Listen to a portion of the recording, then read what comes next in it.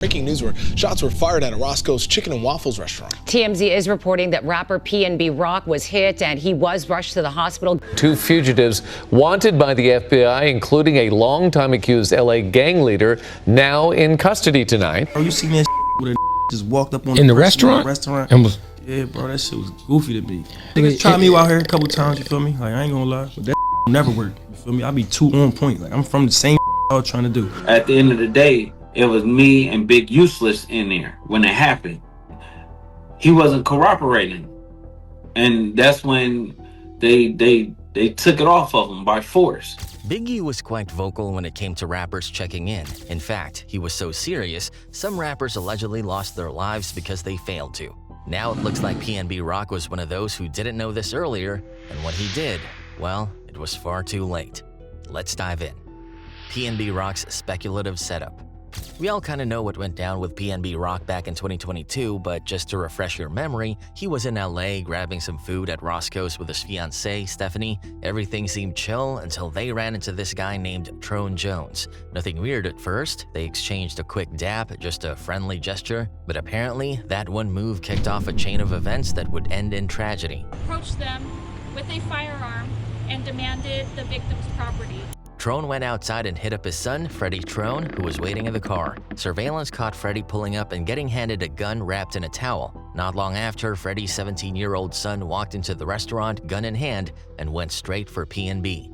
He demanded all the jewelry and even threatened Stephanie's life if PnB didn't give it up. PnB, trying to protect her, pushed her under the table, but it escalated fast. The kid fired 3 rounds, hit PnB twice, and then took his chains, his rings, his watch, left him bleeding on the floor. The victim then fell to the ground, and the suspect removed some items from the victim. Stephanie tried to call for help, but the kid pointed the gun at her and snatched her Audemars Piguet too. Luckily, he didn't hurt her. Court case and sentence. Later, Stephanie testified that he looked like a nervous kid who didn't really know what he was doing, which tracks because he was just 17. And here's the wildest part, the whole thing was set up by his own father. Tron Jones tipped off Freddie armed his teenage son, and the rest was a mess. After the shooting, they burned the getaway car and bounced to Vegas to lay low. Some woman named Wanisha Evans drove Freddie out there. She got arrested too. And Freddie's wife, Chantel Tron, got caught up in it as well. She told the cops she saw her stepson cleaning a piece of jewelry that looked just like the one PnB was wearing that day. In court, she also said Freddie had burns on his arms and legs from trying to set the car ablaze. Meanwhile, Freddie was out here playing dumb, saying he just came for a weed deal and left before anything went down. But the video footage said otherwise, and he ended up getting hit with murder, robbery, and conspiracy charges. He was sentenced to 30 years to life in prison today in an LA courtroom. 42-year-old Freddie Tron convicted last month after prosecutors say he directed his 17-year-old son to shoot and kill the rapper during a 2022 robbery at a South LA. Things got even messier. Big U's alleged involvement and fallout with Luce Cannon. People started saying Big U might have had something to do with it, or at least pulled a few strings behind the scenes. That's where Luce Cannon pops into the story. Now, Big U's name hasn't come up officially in this case, but the streets have been talking, especially after he fell out with Luce. Luce used to be Big U's right-hand guy, running around handling street business, but then he started talking. In some interviews, he straight up said he was at Roscoe's that day. Just casually dropped it as though it was no big deal. Cold-blooded, right? But then in the same interview, Luce let something huge slip. He didn't just say he was there, he said Big U was right there with him, called him Big Useless and everything. Literally said, it was me and Big Useless in there when it happened. At the end of the day, it was me and Big Useless in there when it happened. Let's just keep it 100 for a second, because if we're being honest, if Big U was really standing right there in the same building when PnB Rock got shot and he didn't lift a finger, didn't say a word, didn't try to calm the situation down or even speak up after the fact to clarify what went down or offer any kind of help, that's not just suspicious, that's telling. That speaks volumes all by itself without anyone needing to say much more. And then you've got Luce Cannon, who literally said that he wished he had just a single second, even a breath of a moment to lean over and tell PnB, yo, just give the dude the chain, we'll figure it out later, we'll get it back, just stay alive. But nah, everything just moved too fast. The whole thing spiraled out in a matter of seconds, and before anyone could process what was really happening, it was already too late. So when it happened, I wish I could have just told him, like, bro, just give up the jewelry and we get it back to you later. But it just happened so fast. That kind of reaction? That sounds like somebody who already had a feeling something was about to go down. And when Big U was asked about it, dude stayed quiet. No real answers, no denial, just danced around the questions like he didn't hear them. And if you really had nothing to do with something that serious, wouldn't you be the first one screaming to clear your name? But that silence, it's loud. And people are starting to ask, what exactly is he hiding? Especially now with folks pulling up old interviews, piecing together clips, and connecting dots that nobody was paying attention to before. Big U's notoriety. Now when you add in Big U's long, messy history, it gets even sketchier. In LA, people don't really believe in coincidences, especially when someone famous gets targeted. Big U had that rep for years, running some shady extortion setup where people get robbed and then magically he shows up offering to help them get their stuff back, for a price, of course. Sound familiar? Because that's almost exactly what happened with PnB. Now, as for why someone like Big U might have wanted him gone, well, like we talked about earlier, Big U's whole empire was built on finessing people, robbing them, and then flipping the situation to look like he was the one helping. When I broke the internet and told the world how really grimy you are, you act like I was crazy.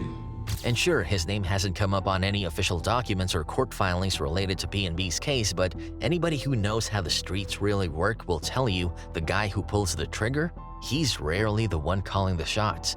There's always someone higher up, someone untouchable, pulling strings in the background. Big U's influence is heavy. People fear him. That might be why no one's come forward to officially tie him to this. But with more clips, interviews, and loose cannon letting stuff slip left and right, people are definitely starting to connect the dots. And those questions, they're only getting louder. From the looks of it, Loose Cannon basically admitted that he and Big U were right there when it all happened. He didn't come out and say, "We did it," but he definitely made it known they were present during the shooting. So how do Luce and Big U just randomly happen to be at the exact same Roscoe's at the same time when PnB gets shot? That's one hell of a coincidence and not the kind anyone feels good about. But hold up, it gets even darker. Nipsey's death allegations. Luce has been throwing Big U under the bus left and right in interviews, even going as far as blaming him for Nipsey Hussle's death. Luce claimed Big U called him before the shooting, saying Nipsey was already dead. But when Luce checked, Nipsey was still alive, only to be killed minutes later. That's wild. So he FaceTimed me and stuff like that. He was like, Nipsey just got killed. I'm like, sick, so I didn't hear that. So I hang up with him. I called Nipsey and I'm like, Nipsey, what's up? He was like, oh, what's up with it? Nipsey answered. Nipsey answered. So after I talked to Nipsey and I was like, yeah, I love you, cuz, or whatever like that. I'll see you later or whatever. So I hung up the phone. I thought Big U gave wrong information. 30 minutes later, the homies blowing me up like they just killed Nipsey. The bomb RICO case. Then came the real bomb. The feds hit Big U with a massive 43-count RICO indictment. And after that, the streets went quiet. On March 19, 2025, Big U turned himself in. Since then, he's been locked up, waiting for his arraignment on April 8th. And just so we're clear, when the feds hit you with 43 counts, they're not throwing darts in the dark. They've got paperwork, they've got receipts.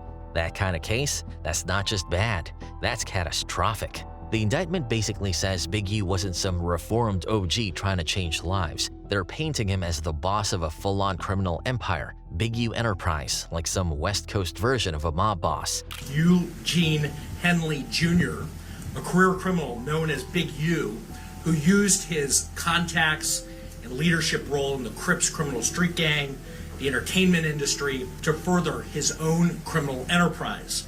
An enterprise that engaged in murder, extortion, robbery, human trafficking, COVID fraud, and other felonies.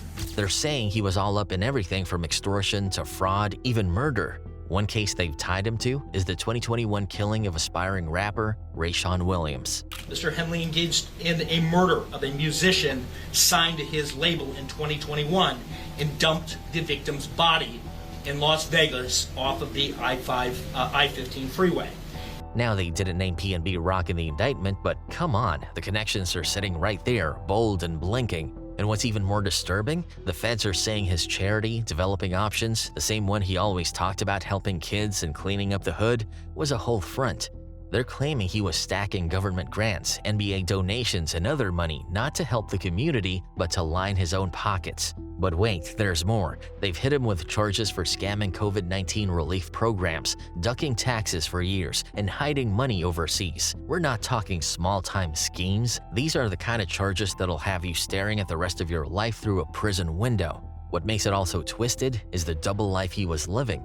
On one hand, he's taking pictures with politicians and NBA players, talking about saving the youth. And on the other hand, if the feds are right, he was robbing the very people he claimed to protect.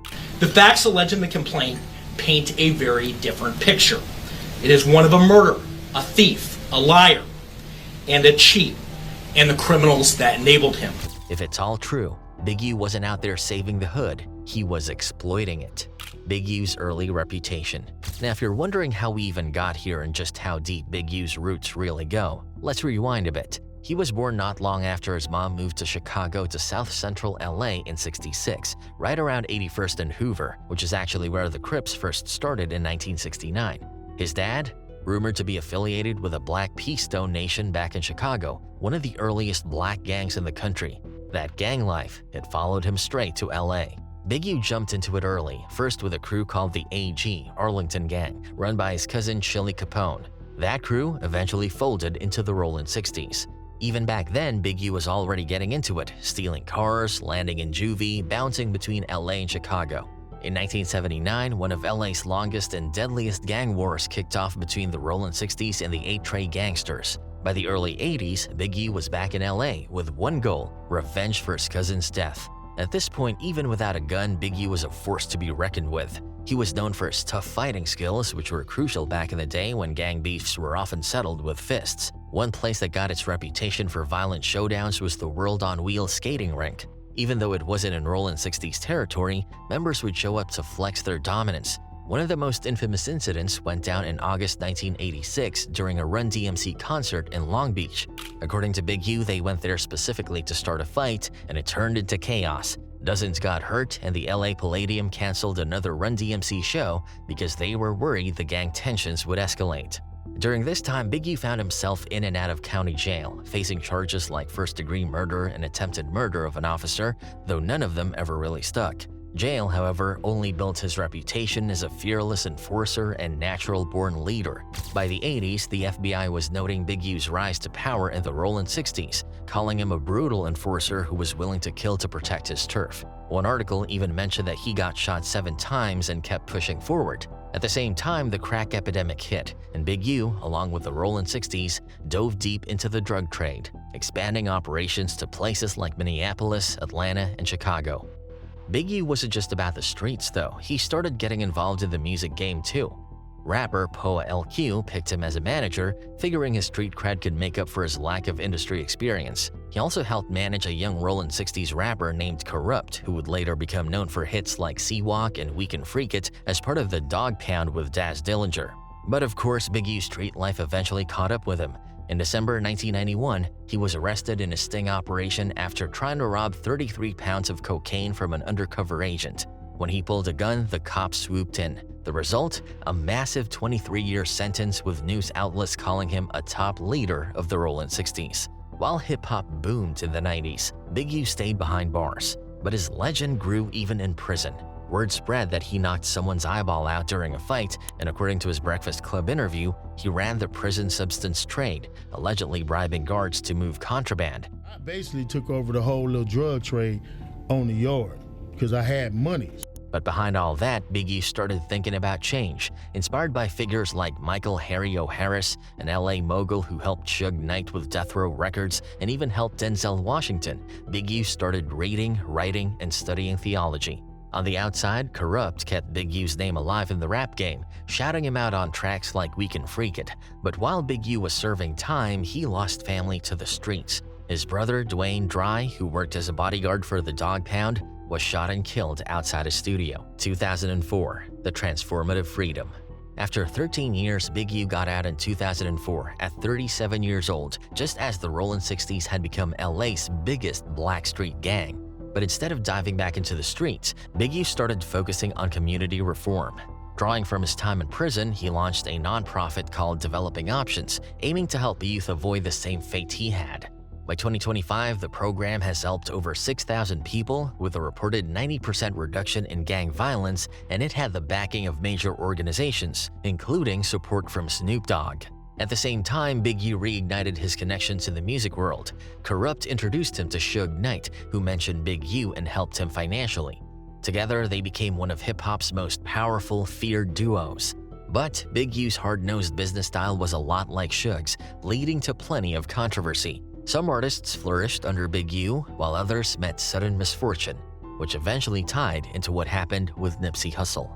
It's the dramatic last video of rapper Nipsey Hussle, gunned down in Los Angeles. After prison, Big U seemed to follow Suge Knight's playbook: aggressive business tactics, a firm grip on leadership, and deep street ties. In 1996, Big U and Mark Bearclaw Martin founded the Unique Music label, and once Big U was free, he scouted young talent including Nipsey Hussle. Big U helped Nipsey get major exposure by landing him a feature on Tupac's 2006 posthumous album, Pac's Life, on the song International. From there, Nipsey's career took off, with Big U backing him on his first video and single, Bullets Ain't Got No Name, and helping launch a whole mixtape series of the same name. But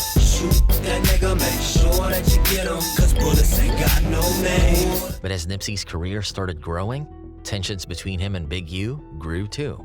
Nipsey reportedly wanted out of a bad deal he'd signed with Big U's label back in 2009.